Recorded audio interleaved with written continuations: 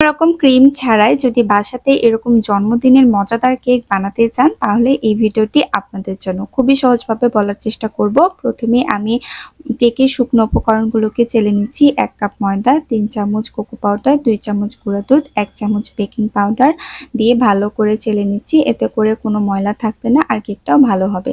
তারপরে রুম টেম্পারেচারে থাকা 2টা ডিম ব্লেন্ডিং জারে নিয়ে হাফ কাপের মতো চিনি, হাফ কাপ সয়াবিন তেল, হাফ কাপের থেকে অর্ধেক জাল করা আগে থেকে দুধ দিয়ে ভালো করে ব্লেন্ড করে নিয়ে এখানে আমি হাফ চামচের মতো ভ্যানিলা এসেন্স আর হচ্ছে 1 চিমটি লবণ দিয়ে ভালো করে মিক্সড করে নিয়ে শুকনো উপকরণগুলো দিয়ে কেকের একটা ব্যাটার রেডি করে নিব।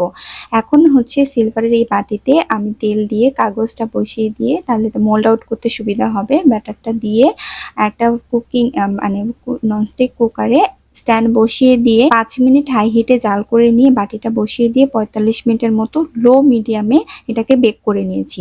এখন ঠান্ডা হয়ে গেলে মোল্ড আউট করে নিব। দেখতে পাচ্ছেন আমার কেকটা কতটা সফট আর সুন্দর হয়েছে। তারপর উপর থেকে একটা স্লাইস করে নিই, তারপর আবার এটাকে 2টা স্লাইস করে নিয়েছি।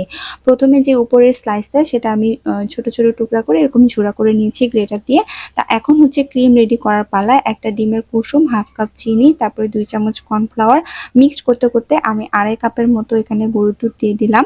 ভালো করে মিক্সড করে নিয়ে চুলার জাল ধরিয়ে দেব। যখন একটু গরম হয়ে আসবে তখন হাফ কাপের মতো গুঁড়া দুধ দিয়ে একদম ক্রিমি একটা কনসিস্টেন্সি আসা না পর্যন্ত জাল করতে হবে। তারপরে চুলার জাল অফ করে দিয়ে এখন কেকের প্রথম লেয়ারটা রেডি করব। দিয়ে সুগার সিরাপ দিব। চিনি আর পানির মিশ্রণই হলো সুগার সিরাপ। তারপরে ক্রিম দিয়ে আরেকটা লেয়ার বসিয়ে দিয়ে ভালো করে ক্রিমগুলো অ্যাপ্লাই করে দিব। সাইডে ক্রিমটা অ্যাপ্লাই করে দিয়ে ওই যে ঝুড়া করে রেখেছিলাম ক্রিমেরটা সেটা দিয়ে দিলাম, ডেকোর করলাম। এখন সমান্তরাল এরকম রেখা করব। ক্রিম আর কোকো পাউডার মিক্সড করে চকলেট ক্রিম বানিয়ে নিয়েছি, সেটা দিয়ে এরকম সমান্তরাল করে টুথপিক দিয়ে এরকম একটা ডিজাইন বানিয়ে ফেলেছি। তো এভাবেই খুব সহজেই আপনারা বাসাতেই বানিয়ে ফেলবেন ক্রিম ছাড়া জন্মদিনের কেক।